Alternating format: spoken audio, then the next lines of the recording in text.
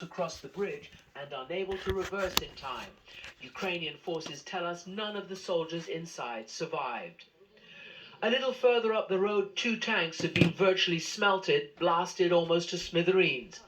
40-year-old Yevgeny, a veteran fighter, proudly tells us this was his handiwork. We all here have one role, to keep the enemy off our land, he says. First thing they did after seeing the village, they started to shell houses, just like that. They didn't see us. They didn't know we were here, so they just started to work on houses. And so I took the tank in my sights and I fired a rocket. And goodbye to him.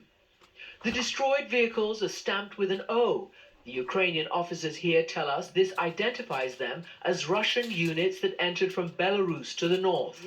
Oleg is the officer who commanded this operation. As for now, looking at previous fighting we've had, I can tell you that we are trained better, he tells me. We have stronger morale and spirit because we're at home. They are afraid, but they go because they're made to. He's been battle-hardened ever since the first Russian invasion in 2014.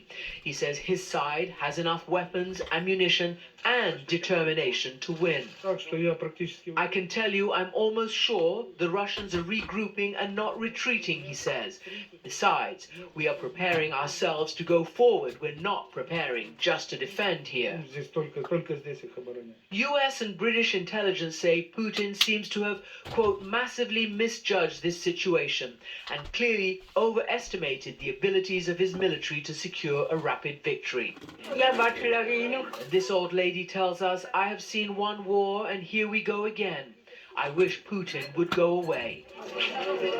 The people of this land remain stalwart and the soldiers remain dug in, hoping they can continue to withstand whatever Putin has in store for them next.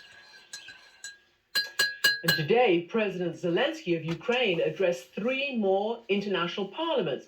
His speeches to the Netherlands, Australia, and Belgium make a total of 17 foreign governments now, and among the nations that he's confident has his back is Poland. The country that not too long ago found itself at odds with the European Union has become central to this unified struggle. Mateusz Morawiecki is Poland's prime minister. Earlier today, he joined me for an exclusive interview with a warning for Putin and a message for America. Prime Minister Morawiecki, welcome to the program. Hi there, thanks for having me. So we are 35, 36 days into this war. You are a frontline state in every form of that word. NATO plus a huge border with Ukraine. How do you assess the state of the war right now? I see the Russian troops regrouping, reorganizing. I think that they will try to surround the Ukrainian forces quite soon, in the Donbas region in particular. And then, having captured 1/3 of the land of Ukraine, they will want to probably negotiate from this very, very strong position. Ukrainians are fighting with lion hearts. They are very brave people. They want to defend universal values. They want to defend freedom and democracy. This is why we are helping them. Poland is really, as you said, indeed on the very first line, helping Ukraine in terms of humanitarian crisis, but also in terms of delivering defensive weapons. I just want to pin you down first on your analysis on the battleground, and then we'll go into the other points you very, very legitimately raised. You think that's what the Russians want to do? President Putin has announced today that he wants 134,000 to be drafted into his army. It's not doing well on the battlefield yet. Do you think, or how long do you think it would take him to do what you said? Take 1/3 of the country, essentially, and negotiate it from a strong hand, which most analysts don't believe he has right now, that strong hand. Well, I wish that Ukraine defends its border and that there is no one Russian soldier on the Ukrainian soil. Having said that, we have to be in a hurry. We have to help Ukrainians to defend their country as quickly as possible, because our days is their hours, our weeks is their days. They need a weapon here and now. Why is that? Russia is a very big country, a very big in terms of, lots of commodities, raw materials, resources. three times bigger, 3.5 times bigger in terms of population than Ukraine.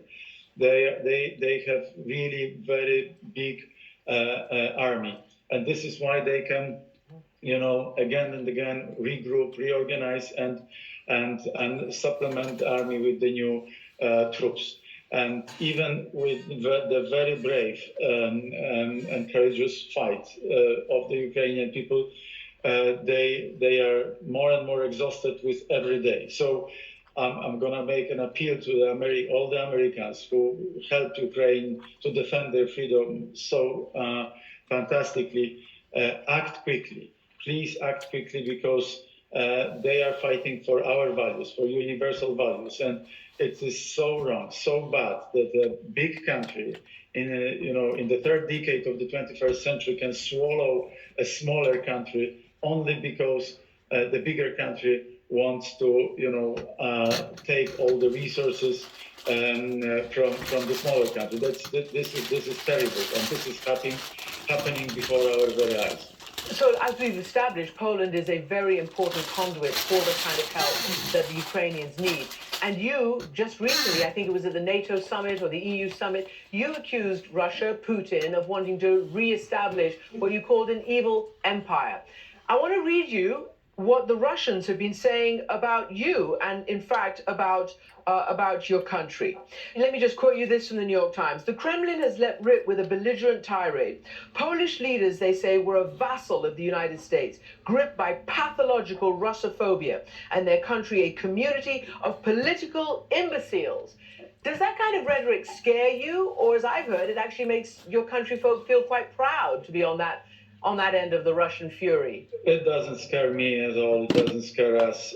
We are doing our job. We are helping Ukraine to defend their sovereignty, their territorial integrity, and this is a very, very important job at this juncture, because we now have had to wake up suddenly from the geopolitical slumber, and all of a sudden we are experiencing a conventional war just behind the border of NATO and just behind the eastern flank of the European Union.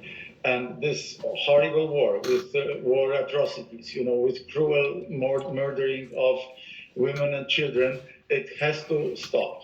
How we can do this? Certainly not listening to all what the Kremlin is saying. We can do this through imposing a real crushing set of sanctions, overwhelming sanctions, because this is the only thing with which Russia counts. It counts with power. It is fearful of long-term sanctions, and this is why the sanctions have to really bite. So far, we would have imposed quite a significant set of sanctions, but look, Madam, at the exchange rate of ruble. Exchange rate of ruble to dollar is approximately on the same level as it used to be just before the war started. So this acid test, this membrane, this very, very sensitive acid test is telling us that for the time being, Putin and his people, they were able to change the fiscal policy, monetary policy, financial policy in such a way that they are immune to the sanctions to some extent, at least for the foreseeable future, for the next several months.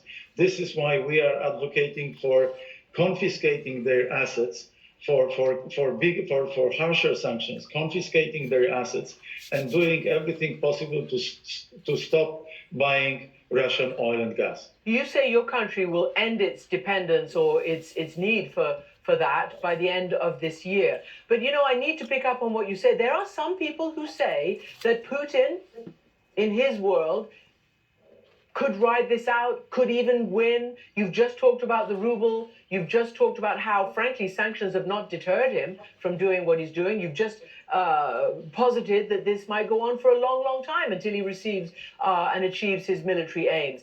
So what more, you've just laid out what more you want to see done, but do you have, can you imagine that he might actually come out with everything he wants from this, no matter the pain? Unfortunately, yes. Well, the difference between the democracy in the United States or in Poland is that we have to count with the public opinion. And Russia is moving from the autocratic regime to a totalitarian system. I lived through the 70s and 80s in the Soviet Union empire, in the Warsaw Pact in Poland, and I know what a Soviet-like propaganda means, what spreading fake news means, and this is exactly what Putin is doing. He has actually imposed such an overwhelming propaganda on his own society that his own society is fully supporting him, like huge majority is supporting him, not because they are bad people as such, but because they were overwhelmed with this propaganda. And this is why for the next weeks and next couple of months, Russia is prepared for this war. I'm not so sure if the West, if the United States, the European Union, NATO is as well prepared. Not in terms of our economy. Our economy will survive it much more easily than Putin's economy. But our public opinion will get tired with this war, as we already observed. This is why I'm making this appeal to all the good people in the United States. Do not get tired with this, because it is the focal point this is a turning point in our history, and we cannot allow Putin to conquer another country. We cannot allow Russia to commit all those war crimes in Ukraine. Prime Minister, and finally, you talk about a turning point. I do have to ask you because, Poland has had its own issues with the EU, even with the United States. They accuse sometimes you guys of being somewhat illiberal Democrats with all sorts of issues, rule of law, freedom of speech, LGBTQ, and all of that. And you know that, and you've had your issues with the EU. Do you think this is a reset for Poland as well, or after all this, or alongside all this, are those domestic policies going ahead in Poland? We were also accused of xenophobia, and here you have a Polish nation which opened its hearts and doors to 2.5 million Ukrainians within a period of 4 weeks. So the previous crisis in Europe, it was 2.5 million people from Northern Africa, Middle East, within a period of 1 year in 2015. Poles have opened everything, our NGOs, parishes, all over the place, and we didn't have to establish huge refugee camps. So all of what you're saying, it is marginal and not important, and a kind of misunderstanding. And, right now people see how much of all this was, based on inappropriate, assessment of the situation in Poland. Of course, we are liberal democracy. Of course, we love freedom. Of course, we help our neighbors now to defend their freedom, but also we defend universal values of the whole of the European Union at this juncture. Fine, and you will continue to do that then? It's a bit of a reset.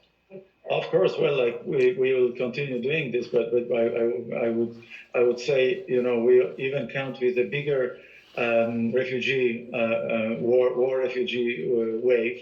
Another 1 or 2 million people can come to Poland. We are doing everything to help them here in Poland, to not only to find the appropriate way for living, but also to learn, to go to our healthcare system, to go on the labor market. And by and large, the vast majority of people from Ukraine are pretty much, grateful and happy with what they have seen here in Poland. So we are a very well, there's no doubt about that. There's no doubt about that. Prime Minister Morawiecki, thank you so much for joining us. Thank you very much. Thanks for having me. And of course, as we've been discussing, the need for humanitarian aid here in Ukraine is great. Well, my next guest is working tirelessly to try and fill some of that void. The chef, Jose Andres, and his World Central Kitchen organization are providing hundreds of thousands of free hot meals every day in Ukraine and in bordering countries. So far, they've served more than 25 million portions. And the US President Joe Biden, who met with Andres and his team in Poland, has signaled that they are, as he said, the best of humanity. And Jose Andres is joining me now here in Kyiv. Welcome to the program. We've talked in many of your humanitarian interventions, which obviously started in Puerto Rico in a big way with Hurricane Maria. We've just been talking to the Polish Prime Minister. You started there, right, in this crisis. You started at the border. Within 12 hours, we were in Medica. We began just feeding the women, the children, hot soups in nights that were super cold in a moment that nobody knew what was happening. And from there, we went almost in every single border inside Poland. Within 3 days, we were in every other country welcoming Ukrainian refugees. Since then, we've been 24/7 feeding in every single border point, not only in the welcoming countries, but also inside in the Ukrainian side, because we had 4 and 5 days that people were waiting to try to cross. Before that, we were inside Ukraine. 6 days we were in Lviv. Since then, we are in 21 cities inside Ukraine, doing 300,000 meals a day. We are almost over 6 million meals so far. Here in Ukraine? Between all the operation, even the meals in Ukraine is the biggest one. Okay, that's huge. And we may talk about it, and you're known for it, and you tweet about it, and it's great. But how do you achieve these logistics in a war zone? How do you do it? It's not so complicated. Okay. I'm a cook. I have restaurants. I say that World Central Kitchen is the biggest organization in the history of mankind. And I may sound a little bit nutty about it, but think about it. Every single restaurant, the millions of restaurants in the world, the millions of people that work in the food business, the warehouses that have chicken and vegetables, in my mind, they are all part of World Central Kitchen. What do you see what's going on in Ukraine? That we have now hundreds of restaurants, thousands of food people joining forces. We are the food fighters, all with World Central Kitchen. We're here to support them. That's why we are able to scale so fast and so quickly. And where do you get the money? How do you get funded for this? Because it's not free. You're doling it out for free, but you have to somehow manage to acquire it. Our organization is not very big. It's like, it's run by a great friend of mine, Nate Mook, who he's an amazing organizer. But then how we do with 80 people to do something so quickly? Because we are able to get volunteers fast and quick. How we pay for it? The American people have empathy beyond imagination. Mainly, we are funded $1 at a time, $5 at a time. Why? Because they see what we do. So it's micro, it's grassroots level people. Super grassroots. That's incredible. And what has been the response to this crisis here, this war? In America itself is hundreds, if not thousands of restaurants doing dinners. They're selling cupcakes, doing tapas. In Spain, I have all my friends that they are doing tapas for Ukraine. Every tapa that they sell under the tapas for Ukraine comes to the efforts of World Central Kitchen. We're spending, obviously, a lot of money because what we do is this. We make sure that the money is left in the places we help. Imagine that at the same time we're feeding people in need, in the bunkers, in the shelters, in the train stations, in the bus stations. That money goes to buy local food from local farmers, goes to help those restaurants that nobody is getting rich, nobody is making money, but those men and women that they're doing it, we're able to tell them, you're doing 100 meals, what if we tell you that we support you to do 1,000? Imagine we do the same with every restaurant. We can feed anybody, because when everybody wants to do it with heart, the only thing we need to put is the resources and everything will happen. Okay, so here, there are places which you can't get to. I mean, sadly, Mariupol pretty much is the one that's mostly besieged and nobody can get in there. I know you're going to try, but you are sending on trains and on wagons, you're sending stuff all over. You mentioned Nate Mook. He is in Kharkiv, which is not exactly peaceful right now. It's been bombarded. We're going to play a little soundbite from him and what he says about this. World Central Kitchen, working with our amazing local partners here in Kharkiv, have been delivering prepared meals, and also we deliver ingredients here. They make soups, they make some borscht upstairs as well. And this is pretty much the situation for a lot of families right now in Kharkiv and this area. And Jose, he's in a danger zone right now, and we have seen how the other side has actually bombarded food warehouses. I was at one just yesterday, and humanitarian attempts. They have not allowed a humanitarian corridor or convoys to go into places. How dangerous do you guys feel this is for you?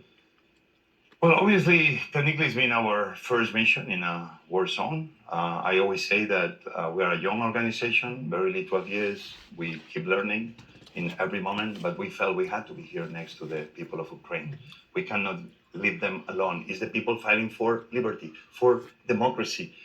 They are fighting the war on behalf of all of us around the world. We have to be here. How? I say there's many ways to fight a war. We are fighting the war the only way cooks know, through food. We are food fighters. Nate went there. We decided I will stay here and move myself south. We are using smart routes. We are using the railroad. We are working very closely with members of the Ukrainian government that know the ways, and we are trying to do it in the smart possible way. You know, I was really quite touched by something the president here said. He said, in the end, it's not really just about territory or ideology or NATO or whatever. It's about human life. Our people are being hammered. They're being killed for what? And you, I heard, say something, wouldn't it be great if the world could concentrate on building long tables? What do you mean? Well, I mean, longer tables are simple to understand. Longer tables where everybody is welcome. You may think different than me, I may think different than you, but why we don't respect each other? Why we don't have the leaders of the world showing respect to each other? It's okay to think different, but most important is to respect each other. Longer tables, sharing a plate of food may seem a little bit naive at times, but I do believe is the way forward. In this war, in this conflict, we are seeing how actually food is bringing hope to millions, is bringing an opportunity to many that cannot be in the front lines to say, I'm going to fight for my country with goodness. Longer tables, making sure that nobody goes hungry in a conflict that shouldn't be happening. And we need to make sure that the few don't create mayhem for the many that we want only peace and prosperity. Food is a way to express empathy and express love. That's what we're trying to do. One of the aspects that we've actually reported on this week is the International Space Station. First of all, it's been flying around. The cosmonauts and the American astronauts have come down. There were Americans and Russians up in space while this was all going on, and they professed, unity and solidarity up in space. You are going to be sending some of your special food to the International Space Station. Well, I've been trying to work with NASA now for many years. I've been working with Axiom for the last 2 years and a half. We've been able to create few dishes. We are going to be sending paella valenciana, which is a universal dish, a traditional dish, and it's going to be next to some vegetables and some Spanish almonds and even some Iberico ham. I'm so happy that we've been able to put technology to send food to the space. I hope nobody in Ukraine is going to get upset with me because I know we're going to be feeding Russians. You mentioned longer tables. Let's hope that by astronauts out there from different nationalities, including Russians and others, can share this longer table and maybe show that through food, maybe there can be peace. Jose Andres, thank you so much indeed for joining us. Thank you. Great pleasure. So, if there is anyone who knows what it's like to have Vladimir Putin invade their country, it is my next guest. Salome Zurabishvili is the president of Georgia. It declared independence when the Soviet Union fell 30 years ago. But Putin invaded in 2008 after years of rising tensions and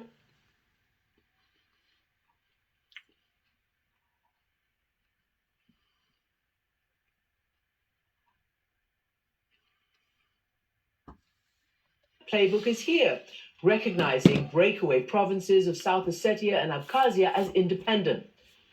Zurabishvili has pledged her steadfast support for Ukraine, and that has landed her in some hot water with the government's ruling party. She's joining me now from Georgia's capital, Tbilisi, to explain why. Madam President, welcome to the program. Let me just start asking you about what you think, what you thought, given the fact that your country had been through something very similar, more than a month ago when the tanks and the soldiers invaded this country for a second time. Well, what I thought at that time is that Russia doesn't seem to be changing.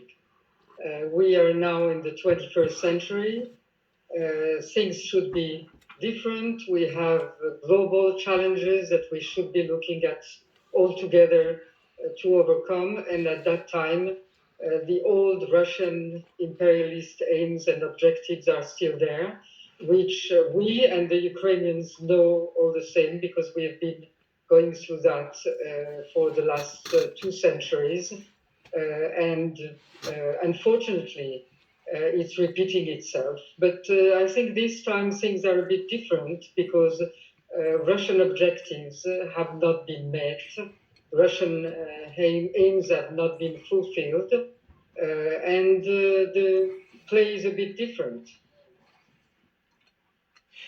Madam President, can I ask you about the state in your country right now? I remember when the Russians came in, there were a lot of promises that they were going to, enhance the livelihood, the standard of life of the places that they occupied. Did that actually happen? Did the people end up better off under Russian occupation? Well, those 2 occupied territories, Abkhazia and Sven Valley region, both are basically used by Russia as military bases. They have not delivered on any of the promises, including, for instance, the cultural independence. I'm today, I must say, the only one defender of Abkhazian language. By constitution, I'm supposed to defend because it's one of the languages and the state language for this Abkhazian region. And not cultural independence has been defended and protected, but there has not been any economic independence and any development of those regions. And their only perspective, I'm sure, is the same as our perspective. It's Europe. So you are not in NATO, nor are you in the EU, just like Ukraine. And Not yet. you have decided to. I know, not yet. You hope. Tell me, do you not fear if you actually start, seriously applying for that, which you are, that you're going to get another visit from Putin? No, that's the thing that we have already not only applied, we have this aim in our constitution. And the interesting fact is that after 2008 war, the Russian-Georgian war, which probably was aimed at discouraging us from going towards Europe and towards Euro-Atlantic integration, this course has been even accelerated in the way that we have received visa liberalization, free trade agreement, and the association agreement. And that is what is going to continue, because the more we feel the pressure from Russia, the more the European perspective is the only one perspective for this country, for Ukraine, and for all the neighbors of Russia. And that's something that Russia doesn't understand very well, that the more aggressive it gets, the more we turn to what we feel is a civilized world, the one where we share the values, and that's our only perspective. You have been very full-throated in your support, and you're declaring it now, and you have from the beginning, for the people of Ukraine. The ruling party in your country, the government, is not. It has failed to, support sanctions. It's not, sending any material help to the Ukrainians for their defense here. That pits you against the government. Why do you think the government is holding out? Well, I'm not sure that that's the exact description. That might be the one that is portrayed somewhere. But first of all, we are participating to all the international financial sanctions, and that's quite something for the Georgian financial sector. And we are at the same time participating into all the resolutions that have been taken to support Ukraine.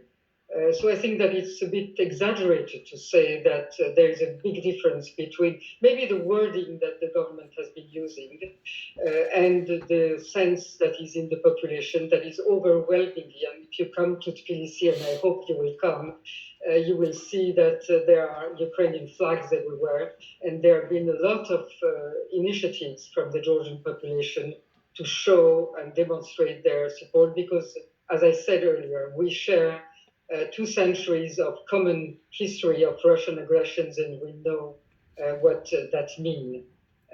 And so I think that we are really in solidarity with Ukraine. And if the question comes to sending armaments to Ukraine, I think it's something that I would smile about, because it's not Georgia that can really make a difference and send armaments to Ukraine. There are many other countries that are protected by Article 5 that can do that, and that do that. And that's very important, that those countries that are protected, that have their security guaranteed, do everything that they can to support Ukraine. And in that sense, I would completely side with the Ukrainian president to say that whoever can do more should be doing more. So I sort of started by asking you, your experience in Georgia with Russian invasions. But what about what you've learned that might be useful for Ukraine? I mean, what do you think of Putin's actual end goal, his end game in this country? I think that probably right now he doesn't know what his end game is. I think that whatever the end game or the objective was at the beginning of the aggression, Russia has not succeeded in fulfilling these objectives, and that's very important. At this stage in time, Russia has not won. And that's an extreme success for Ukraine, for the Ukrainian unity, for the Ukrainian resistance. I think that nobody had expected that, and certainly not the President Putin. And I don't know whether his objectives now have changed. What is important is that what he has not won through war, he will not be allowed to win through peace. We're just hearing an air raid siren going off. They say they're regrouping or de-escalating around here, but we haven't really seen a huge amount of evidence of that. In fact, quite the contrary. But finally, let me ask you: do you think Russian deeds?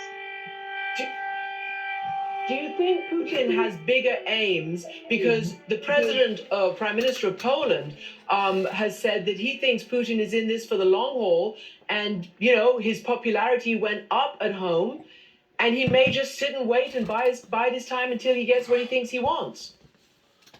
I don't think that his popularity went up. I think that when he's not successful, and I wish you to be safe there where you are and everybody around you, because I'm hearing the sirens. I think that nobody should trust the words of President Putin when he says that he's going to limit the attacks on Kiev because of the negotiations. But I don't. I'm going to stop right there just for a second. I'm going to weigh in on what they're talking about here pertaining to all these different issues. The bottom line is this. As of within the past month, the ground has shifted that we walk on up underneath our feet. We thought that the ground was beginning to shift or had shifted during the experiences of COVID, in which right now they have major lockdowns over in China, similar towards what they had originally whenever it all first broke out about 2.5 years ago.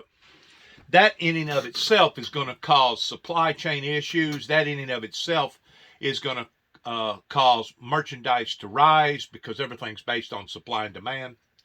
And just like I just got through speaking to an individual a while ago, if you look at the facts pertaining to what went on during World War II, there was basically 3.5 billion people on the planet.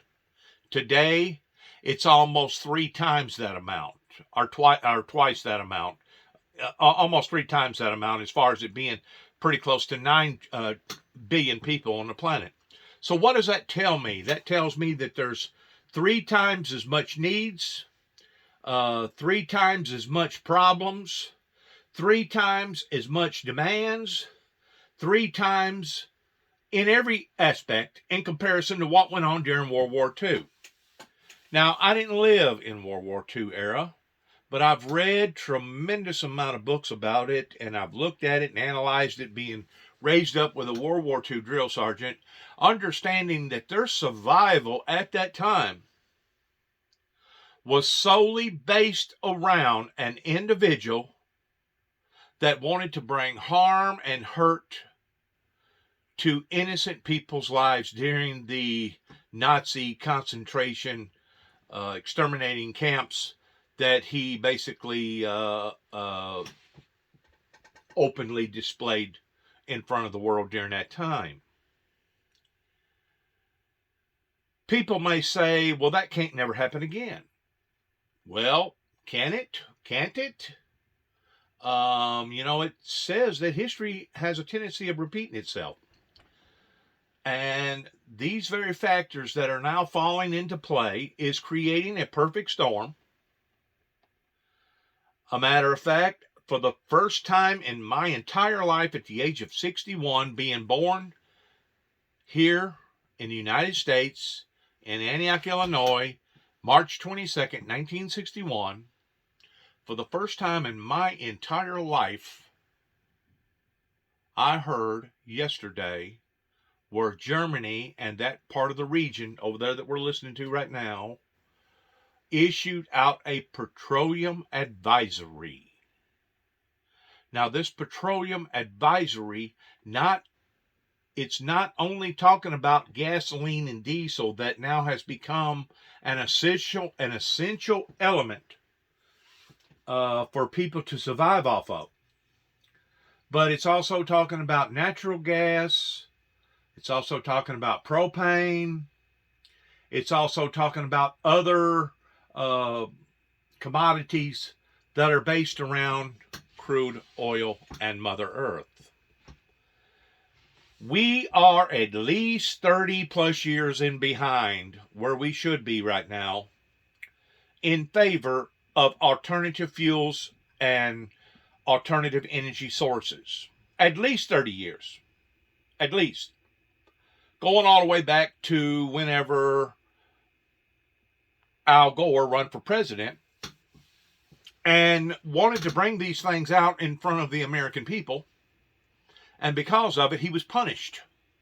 He was punished, by and large, by his own party here in Tennessee. One of the neighboring countries. Because he was all of a sudden concerned about these natural resources that we was steadily draining from the ground, and he was concerned about all the carbon dioxide that we was putting up into the atmosphere, and he was labeled as being a environmentalist or a naturist or an owl lover or somebody that was concerned about the planet more so than he was the people. The thing about being concerned about the planet, if you're not concerned about the planet, inevitably it's the planet that takes care of the people. Whenever the people are no longer concerned about the planet, then the planet turns its back on the people. And that's basically where we're at right now because of several people that would not listen.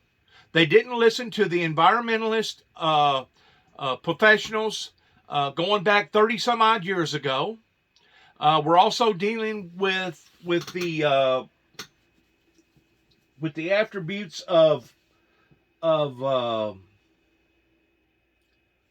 dishonesty, and we're dealing with the attributes of doubt and unbelief pertaining to the church world over here in the West that did not want to take the bull by the horns in supporting the ministry that God has called me into an anointing towards bringing forth a message to the people. There's no doubt the ground has shifted, okay? Even Putin made reference to that as he was saying that he was going to make a letter of declaration towards enacting the draft over there of 134,000 people, okay? There's no doubt that the ground has shifted. I just don't think that most of the American people realizes how much that it has actually shifted.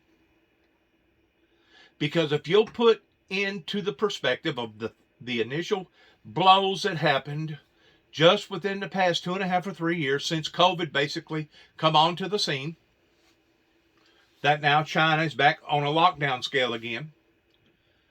If you'll put into perspective of what you're looking at right now pertaining to the January 6th uprising, a year and 2.5, almost 3 months ago, soon to be 3 months. If you'll put all of these dots together, it spells out destruction. It spells out humanitarian harm and hurt to the citizens of this planet. Now, there's no doubt some people are going to be affected more so than others. But to think that the American people here in America are not going to be affected by all these major worldwide events that are happening now, regardless whether it's COVID, regardless whether it's the standoff of January the 6th, regardless whether it's Putin doing what he's doing right now towards a major conflict, if they're thinking that they're not going to be affected by this, they're only deceiving themselves. They are living in a reality that is not real if you think that these events that are now occurring all over the planet is not going to affect you in some sort of way, either directly or indirectly, in some form or fashion. Even right now, as I speak, I got a grandson that is over on foreign land, protecting the borders in Poland and possibly 2 or 3 other countries. We don't know for sure where he is. But the bottom line is this: I'm already centrally involved in this, pertaining to my bloodline that's now put its neck out on the line in a patriotic form, in which I applaud my grandson by him doing what he's doing, and anybody else that is willing to volunteer their services for this patriotic obligations. And there's no doubt what we have here isn't just about democracy versus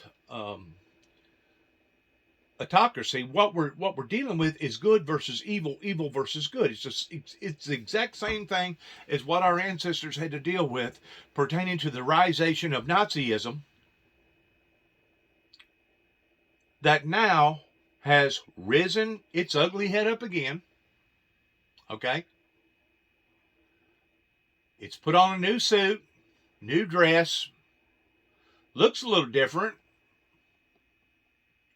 but in reality, it's the exact same thing. It's the exact same thing. That's the reason why I point my finger at previous administrations as well as previous church organizations here in America, that for some unknown strange reason, people to this day are still brainwashed and scared to death and afraid they're going to die, even though they claim to be born-again Christians. Now, there's no doubt, nobody wants to usher it in or rush it in pertaining to your self-mutilating destruction of your bodily form. But if you're a true believer in Christ, you understand and realize that our world, beyond this world, is a much, much better world than the world that we presently live in. These events that are occurring are only going to increase, not decrease, but increase.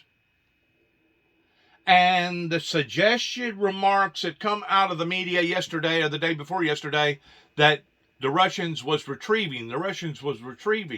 I said to myself immediately, which once more, I'm not a war analyst because I'm for peace and utopia and always have been and always will be. But the first thing that come into my mind was, well, maybe he's backing off his Russian troops so that he can go in and use either chemicals or nuclear radiation, and instead of doing a whole lot of damage to his own military as far as friendly fire, he's backing them off. That way they'll be able to survive the blow. That's always a possibility whenever you're dealing with what you're dealing with today pertaining to the weaponry that we have today. We got stuff today that 75 years ago was unimaginable, that can be destructive in areas and on levels unimaginable. Now, let's go back to the food supply chain issues, okay? Kind of like our infrastructure pertaining to our roads tearing up and our bridges falling apart and becoming unsafe, etc., etc., etc. These issues that I'm talking about right now did not develop overnight. It has taken a period of years to now be able to foresee the damages that not only occurred January the 6th, pertaining to people being disruptive and against their own government affairs towards how things was and are being run.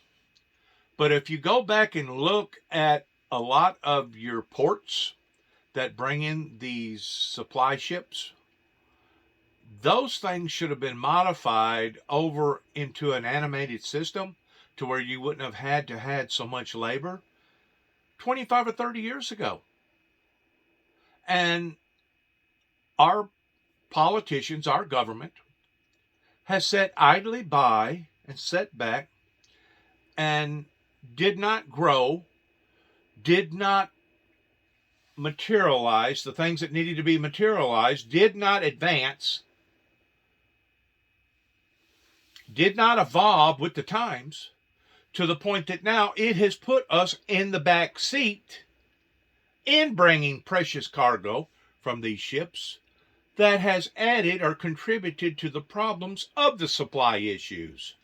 If you'll add that, tag that on with all the problems that's going on right now with the gasoline, with the petroleum advisories that was given out yesterday, I think our president has finally awakened towards the seriousness of all this, and that was one reason why that he ordered an expansion of 1 million barrels a day to be offered into the petroleum global crisis here in America, that's going to try to offset the hike of the prices, in which it will help. There's no doubt it will help.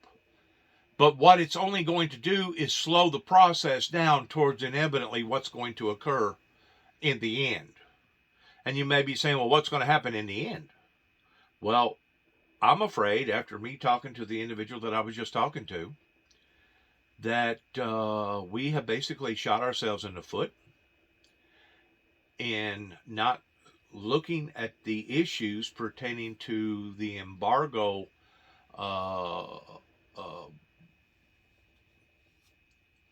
mandates that America has put on the oil coming, or the fuel or the energy sources coming from Russia, that now Russia is just going to divert, and rather than selling it to the big guys, he's going to start selling it to the little guys.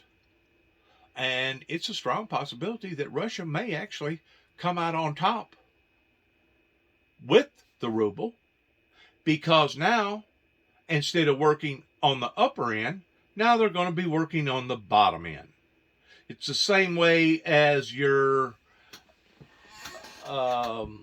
extortionist type of black market as far as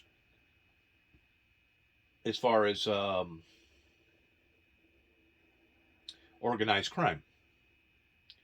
Whenever you get to looking at organized crime isn't just about drugs.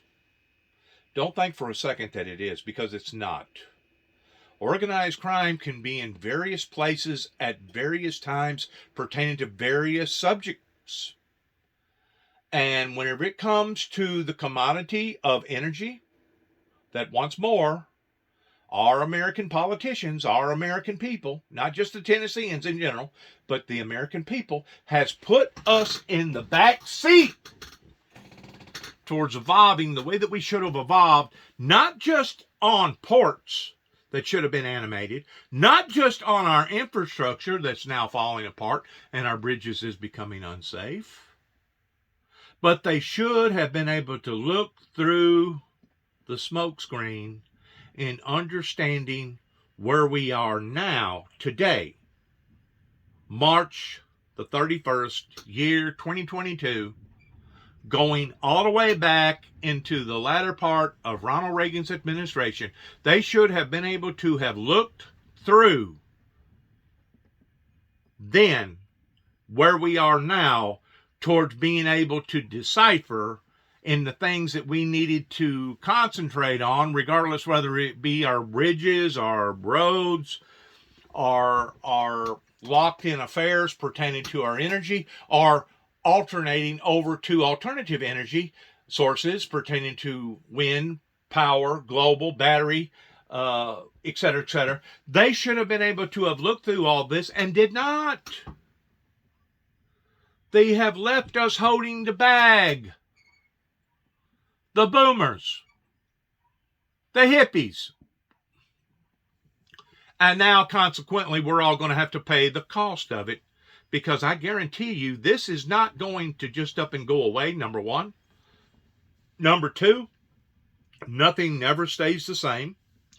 Number three, I personally believe that it could actually evolve off into one of the most intense, horrible, humanitarian global crisis that the planet Earth has ever seen before. And whenever you have starvation, you have crime. When you have people that cannot afford a loaf of bread, or cannot afford of the essentials towards putting fuel into their automobiles and traveling down the road to go get the bread. Let's say that they had the money to buy the bread, if the bread was even available. You have problems on top of problems such as you could not even begin to imagine, that began to fester or manufacture itself in ways during World War II that today, now, especially over here in America, with all these drugs, with all these warlords over here pertaining to all these gun enthusiasts, pertaining to most households got 3 and 4 cars sitting in their driveway. Whenever you add the fact that we do not have a lot of precious elements that come from other countries, if there was a major ordeal towards being able to build all kinds of military resources, that we don't have those precious commodities over here in America to build those things off of.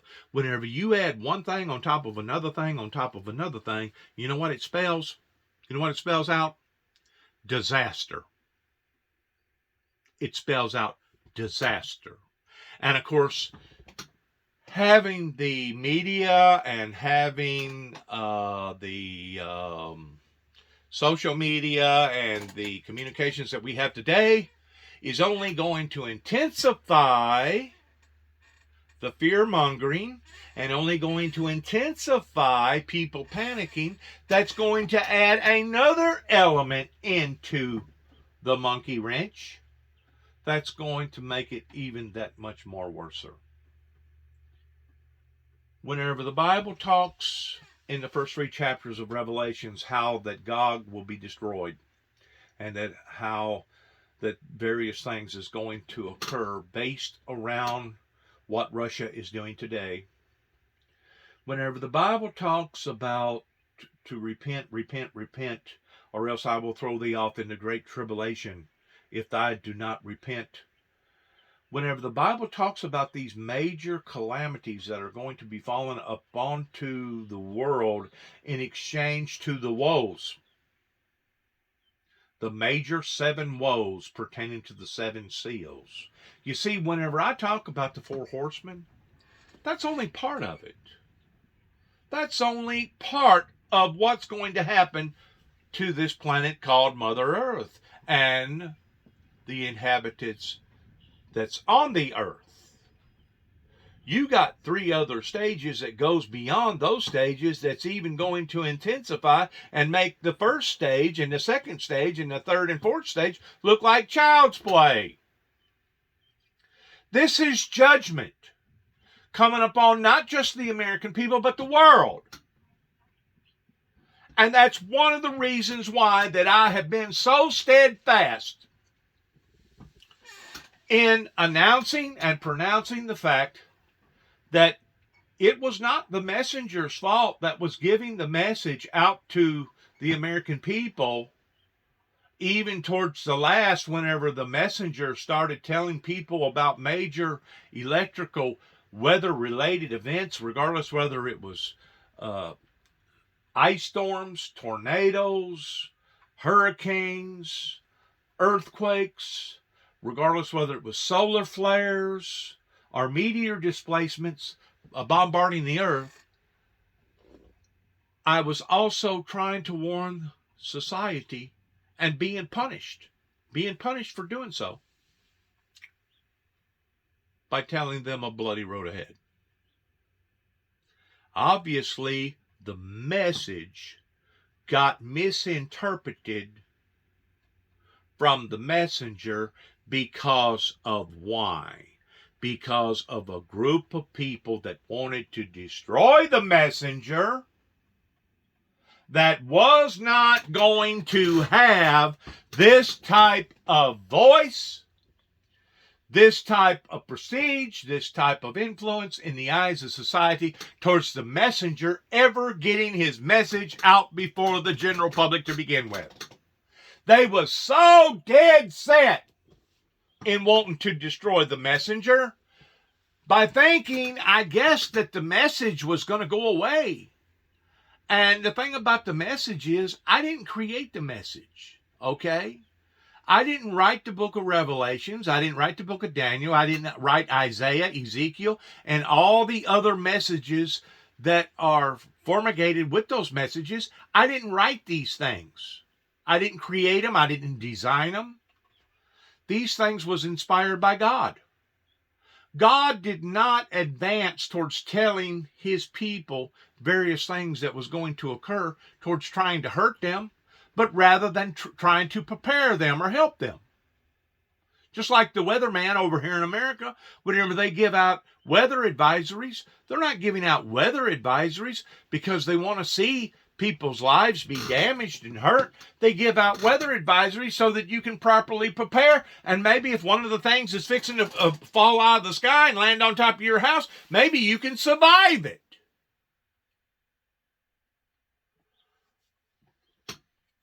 The founder of the Windmill Ministries has been punished for trying to do the Good Samaritan deed by helping put out the message to the American churches here in America. Obviously, somebody has really, really taken a left turn in not only not wanting to support the messenger, the founder of the Windmill Ministries missions, but either sitting back and allowing for the messenger to be attacked, or they themselves attacking the messenger. I continue to tell people again and again and again, first of all, I'm not of a dark horse. I'm not a satanic, evil, demonic worshiper of any sort. I don't believe and preach Hinduism. I don't believe and preach anything about any other substance or source other than the Lord Jesus Christ of Nazareth, the Father, the Son, and the Holy Spirit. I have 34 plus years of material that I have saved, that God has allowed for me to save, either audio, video, on paper, or now in digital form, that I can validate and prove my message.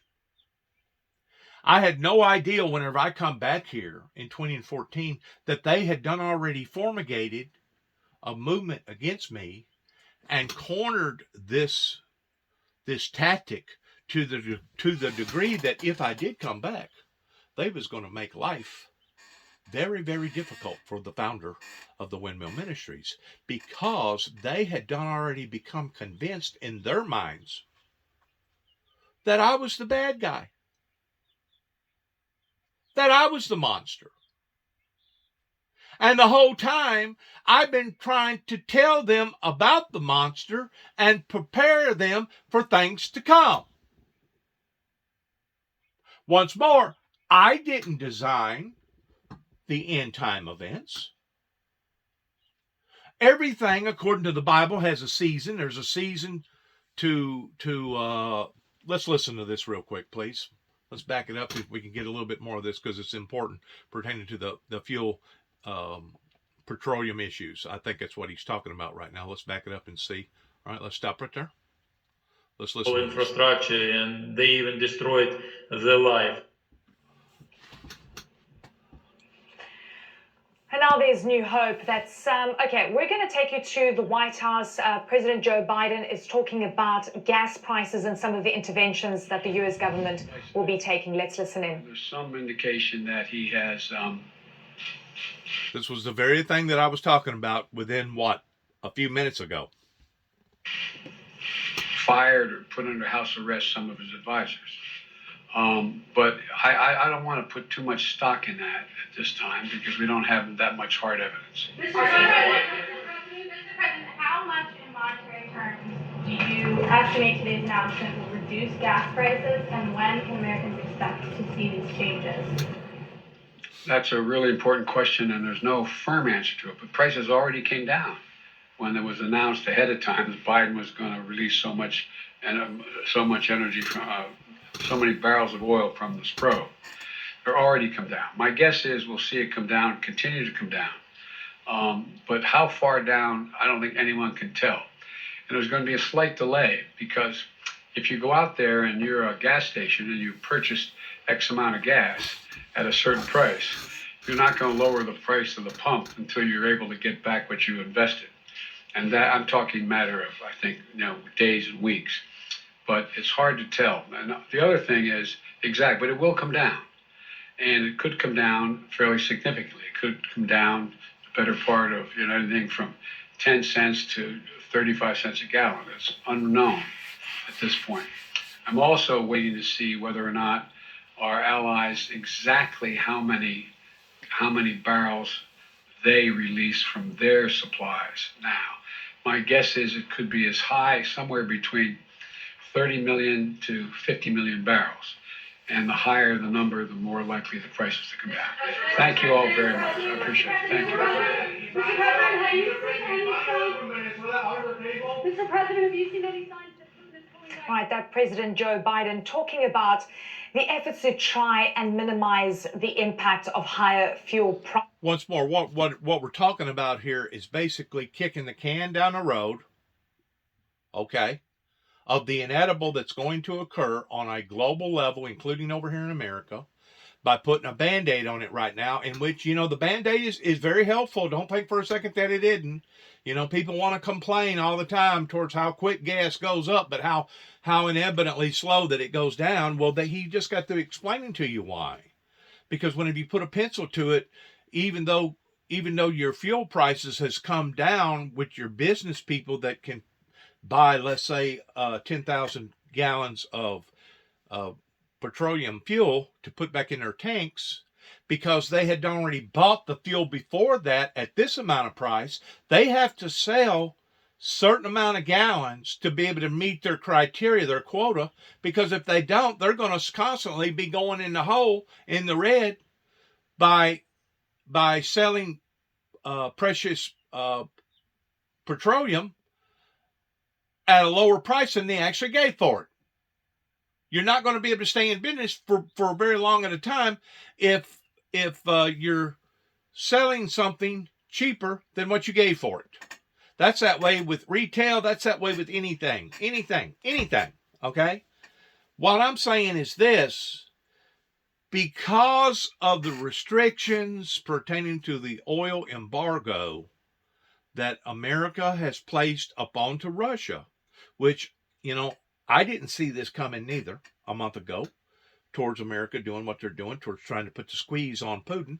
But now it opens up a brand new venue to where instead of Russia having to go by the work ethics of the petroleum values of OPEC and other certain major oil factors up onto the planet, now they can go below and break all rules and regulations.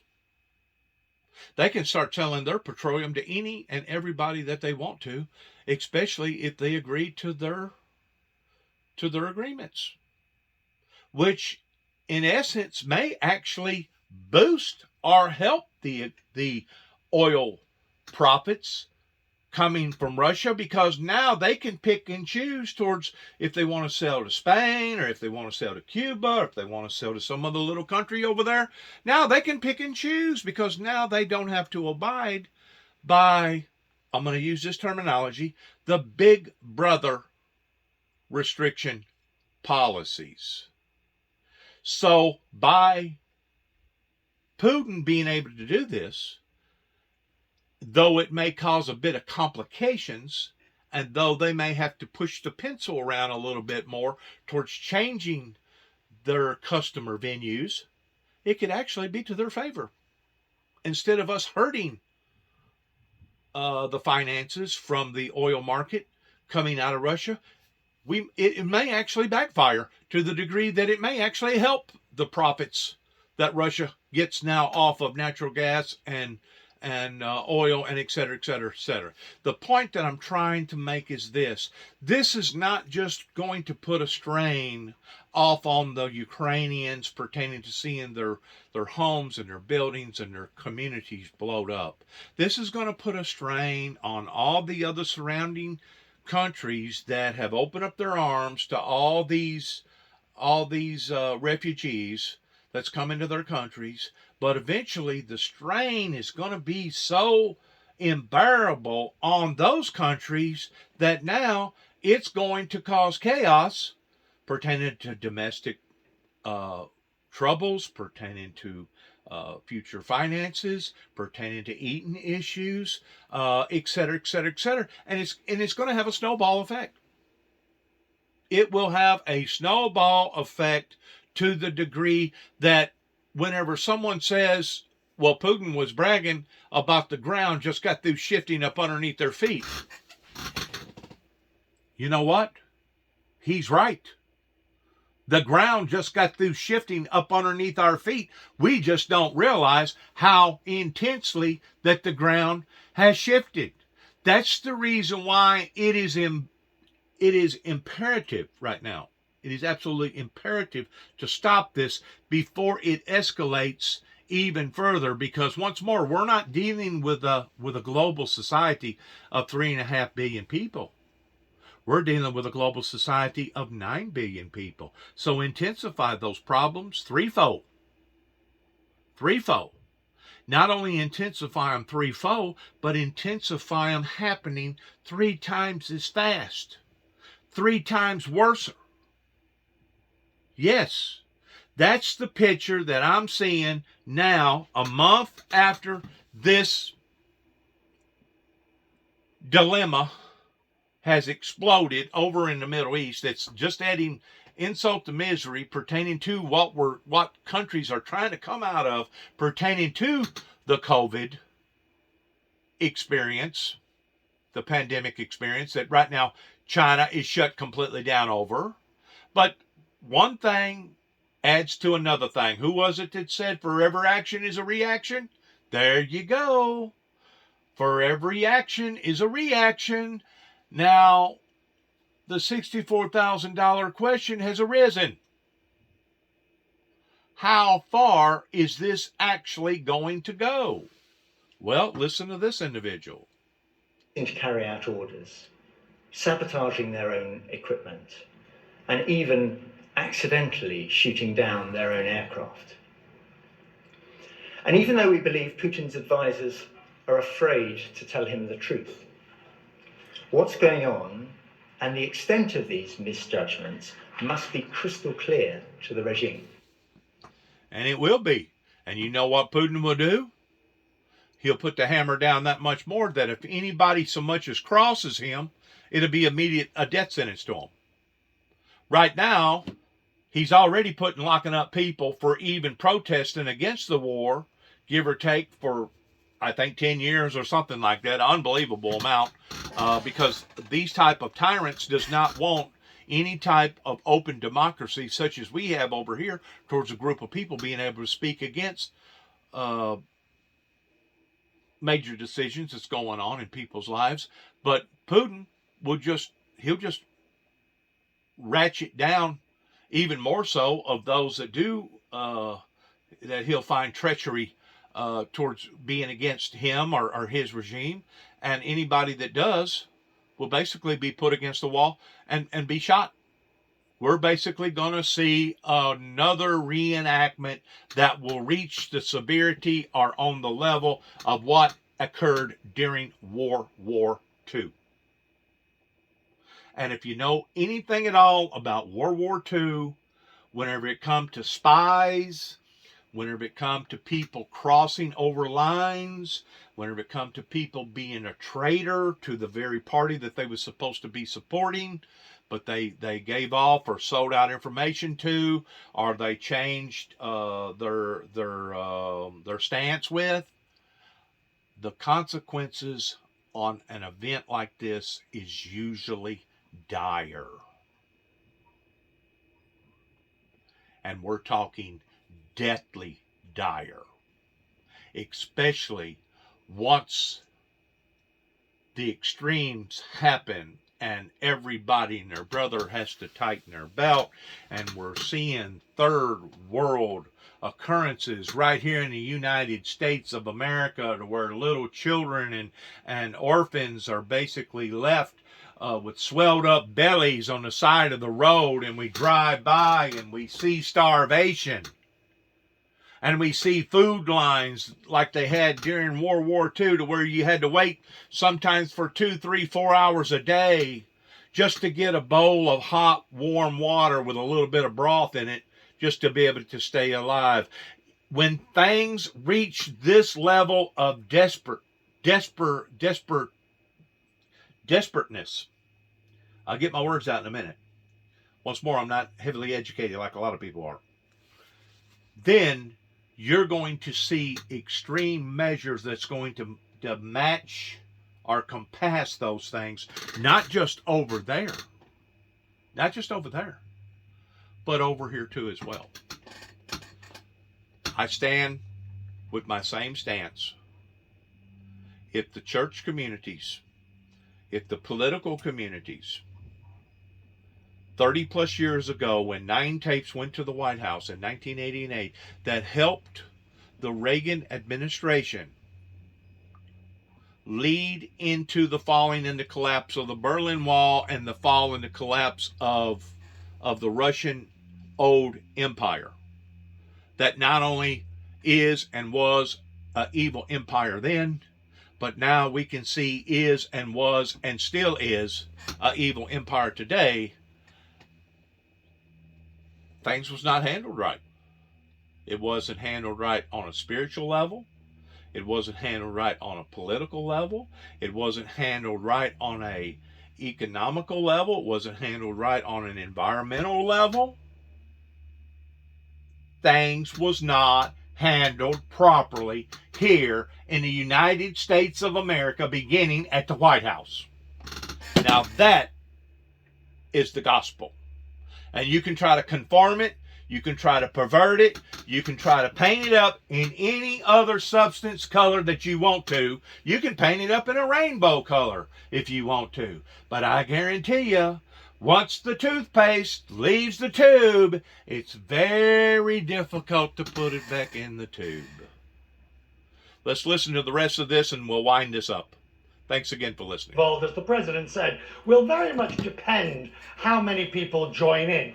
The U.S. Reserve, they can only release up to a few million, 3 to 4 million barrels a day. Now, a million so far will certainly take the edge, the heat, if you like, because it gives guaranteed supply. Now, if you add in from the European reserves as well, you will have downward pressure.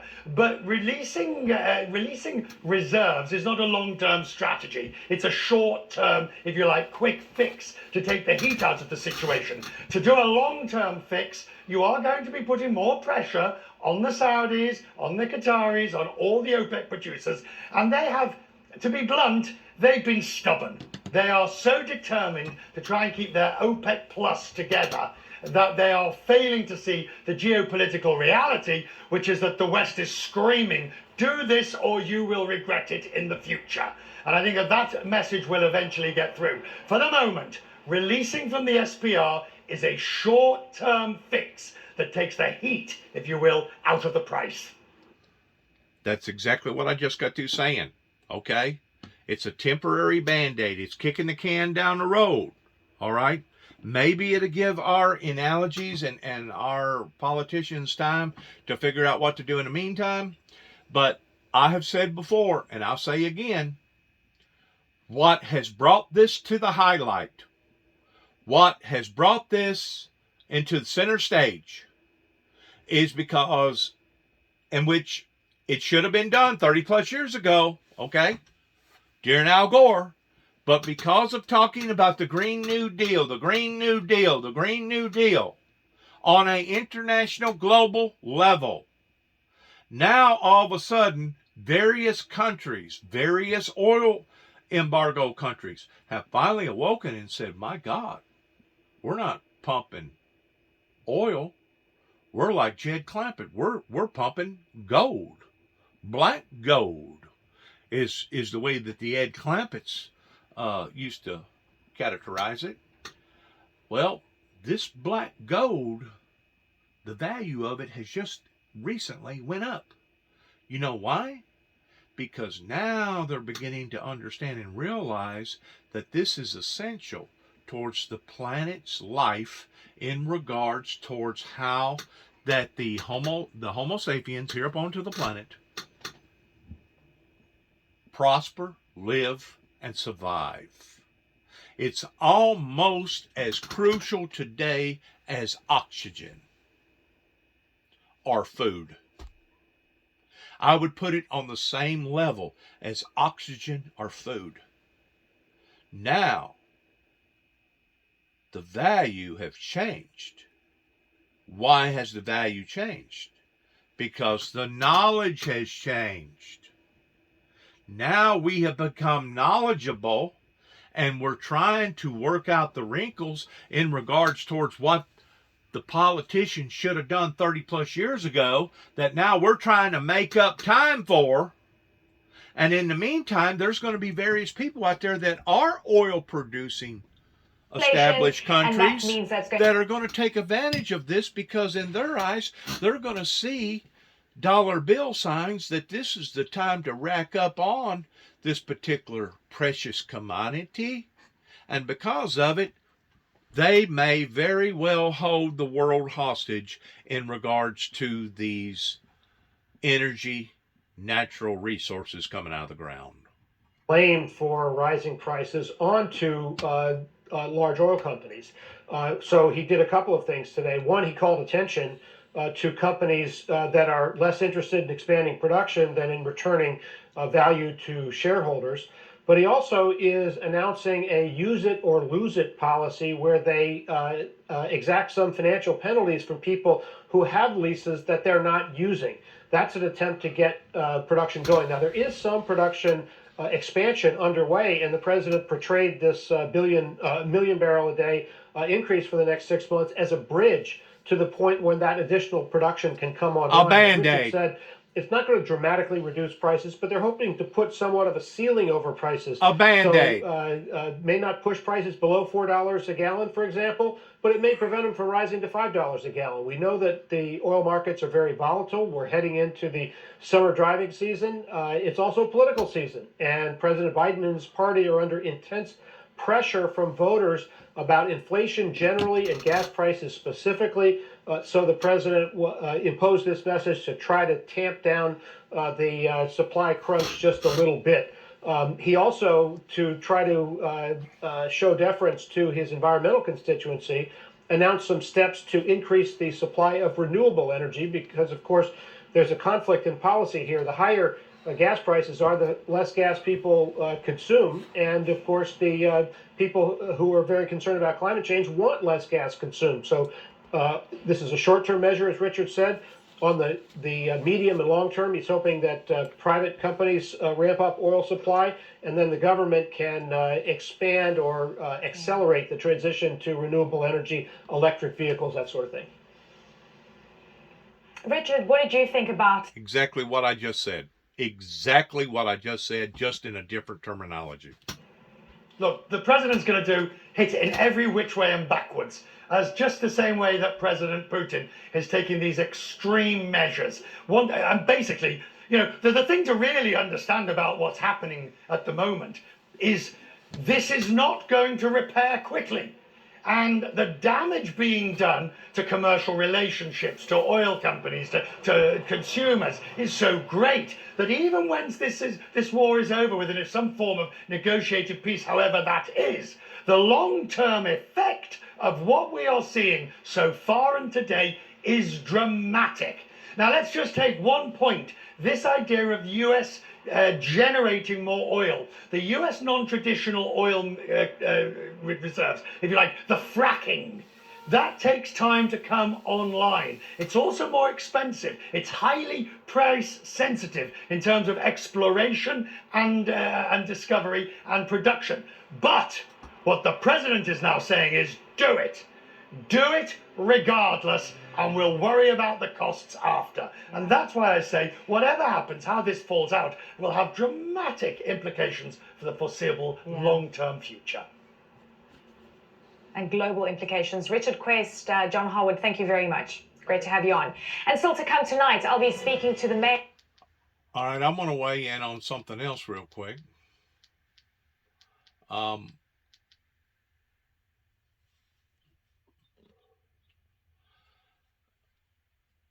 Whenever I was in Oklahoma City, Oklahoma, working for an auto body industry out there, actually two different auto body industries.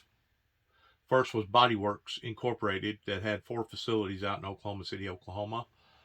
And once I lost my job, I wound up going back the second time, and I started working for Collision Clinic. And I wound up getting arrested illegitimately in Holland to Kentucky over 2 non-threatening telephone calls. And then I went back to Oklahoma and worked for them the third time. In the process of doing that, the company that I was last working for was an individual company, individual owner, that wound up getting a heck of a good deal because he was at the right place at the right time in regards to the property that his business was sitting on. That I can't remember if it was Chesapeake or Devon. I think it was Chesapeake wanted that piece of property severely because it was interfering with their profits. While I was out there, I couldn't tell you the amount of oil company industries that I got associated with towards working on various company-related equipment pertaining to Chesapeake and Devon, Halliburton, and other known fracking companies out in that area that was causing basically intense, not massive earthquakes, but minimum type earthquakes, because every time they would frack, it would actually cause the ground to shake and shiver. But in working with these various people, I took on a new concept of understanding the crucialness of oil. And of course, if you look at the very front of the Capitol building in downtown Oklahoma City, Oklahoma, the very thing that they have out there is a pony, is a oil productive essential instrument that helped put them on the map towards making them highly productive and profitable. Oil. Okay? I learned that there was ponies. They call them ponies. It looks like a two-headed hammer. Some of them are smaller, some of them are bigger. The bigger the hammer pony, the deeper the ground that they had to drill for to be able to get the oil product out of the ground. The bigger the hammer, the deeper in the ground. Okay? Understanding the lifeline of this, I also understood the history of Tulsa, Oklahoma. That was at one time one of the most thriving areas in regards towards oil evacuation from the ground industries. But because the price of oil went so low, it was no longer profitable for them to do that. And it basically caused that town to almost go bankrupt in Tulsa because they didn't have their cards right. They had, too many unforeseeables. I'm just going to use that as a business term. They had too many unforeseeables. I guarantee you, since oil has went up now to $4 a gallon on the cheap stuff on the pump here in America, in general speaking, a lot of those oil refinery, even mama papa backyard industries are now contemplating on starting back because now it's going to become profitable for them to get them ponies, them two-headed hammers, going back up and down, up and down, up and down, up and down. I didn't realize the oil industry, the bulk of it, the size of it, until I got to studying this towards how many states are presently oil producing entities here in America. And if you look at it, it's astronomical. It's absolutely astronomical in how many oil wells are drilled into the ground every day towards drawing out natural resources. What are we doing by draining these natural resources? We're understanding pertaining to the warmth of our oceans that are coming from the deepest parts of the ocean, the floor of the ocean. We're talking places 4, 5, 6 miles deep. That is basically almost like taking a pan of water and putting it on a hot burner and turning it up. Because now the very thing that was protecting us from the expansion of all the heat coming out of the core of the center of the earth, because that table of oil is being distracted from the bottom of the plate below our feet, now it's releasing that much more heat out until the very ground that we walk on. So you see, whenever they got to looking, this is another area where they got it wrong 30 plus years ago, and I'm fixing to end. Whenever you get to looking at the carbon dioxide that we put and place up into the upper atmosphere, that was only part of it. That was only part of it. The big plume of blue intense fog that hovered over LA every morning whenever people was going to work, and it was obvious that you could see it every day, basically has went away to some extent. But now all these other countries, especially China, they have not dissipated in their smokestacks and in the pollutants that they're putting into their atmosphere. Well, guess what? What they're doing over there affects us over here. But not only what we're putting into the atmosphere is affecting us, but what we're drawing out of the ground is affecting us too as well. Because now we're using a precious commodity that was originally put there for a purpose, and I promise you it wasn't so we could drive up and down the roads on Sunday afternoon wearing our cool looking sunglasses with our tops down and acting like that we was some sort of a king or some sort of a god ourselves. That wasn't the purpose that God put the oil there in between the two layers, in between the top layer and the very core in the center of the earth. That was put there to release friction, because the world is constantly shifting and pulling and going up and down, and you got different platelets that's moving. You got your tides that's coming in, coming out. You got the moon that's drawing more into your gravitational pull versus your moon being further away. You got all these different elements that was put there for a purpose. Well, when you go to perverting, changing, dismantling the sole purpose of the laws that was put there in place, of why they was put there, well, guess what? There's going to be consequences in regards to all that. There's going to be major consequences in the oil producing industry that's going to, I'm going to say, bungfuzzle maybe would be the right word. Bungfuzzle people's forecasting towards what to expect just within the next 6 months. That is absolutely going to be earth shaking that much more. So whenever President Putin, poisonous Putin that is now poisoning the earth even more so, whenever he talks about the earth has shifted, I don't think people like you're looking at right here on all these S&P scores and the Dow Jones and the top news pertaining to the Bloomberg and basically the U.S. stock markets, I don't think they have a clue towards just exactly how much that the ground is fixing to shift. Once more, we're not dealing with 3.5 billion people on the planet, my friends. We're dealing with almost 3 times that amount. It's almost 9 billion people on the planet. Right now, China is shut down the same way as it was 2.5 years ago. We have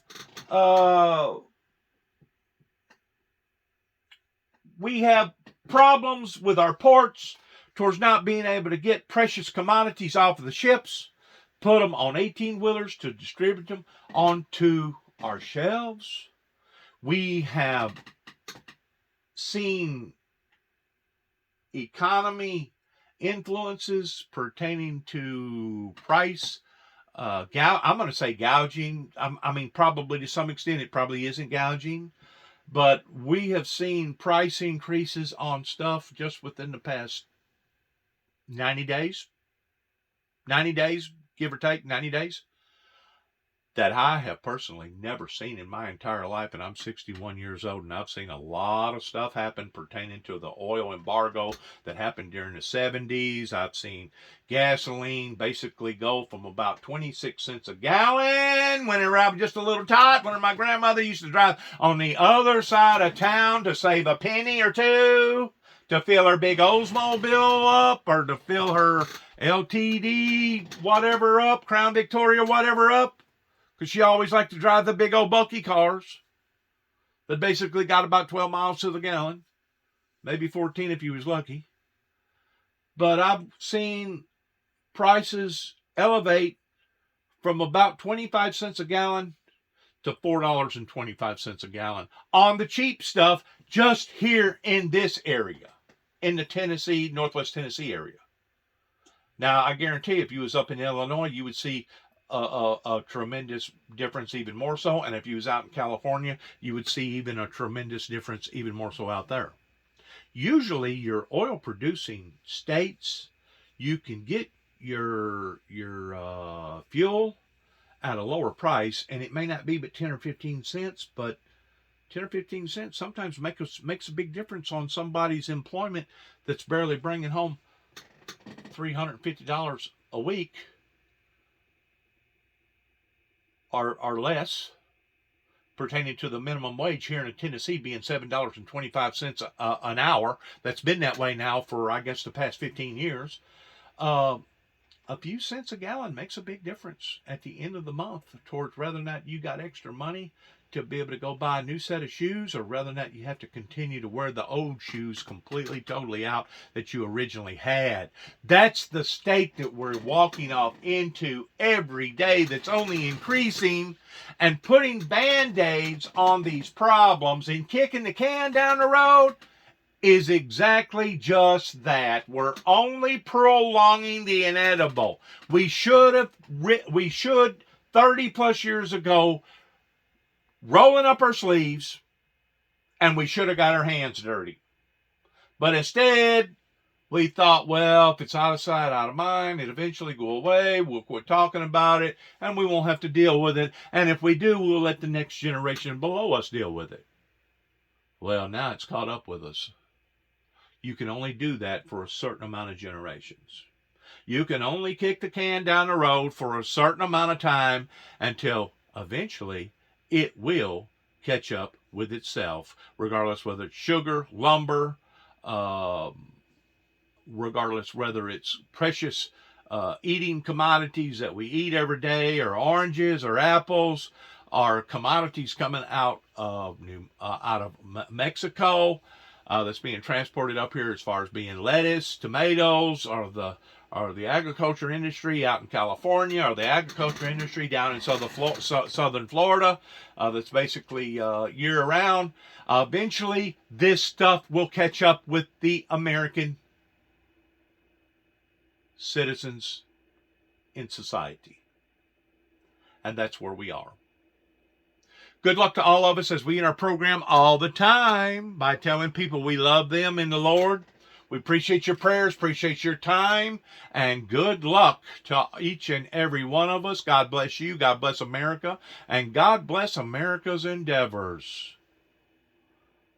And shalom. And shalom.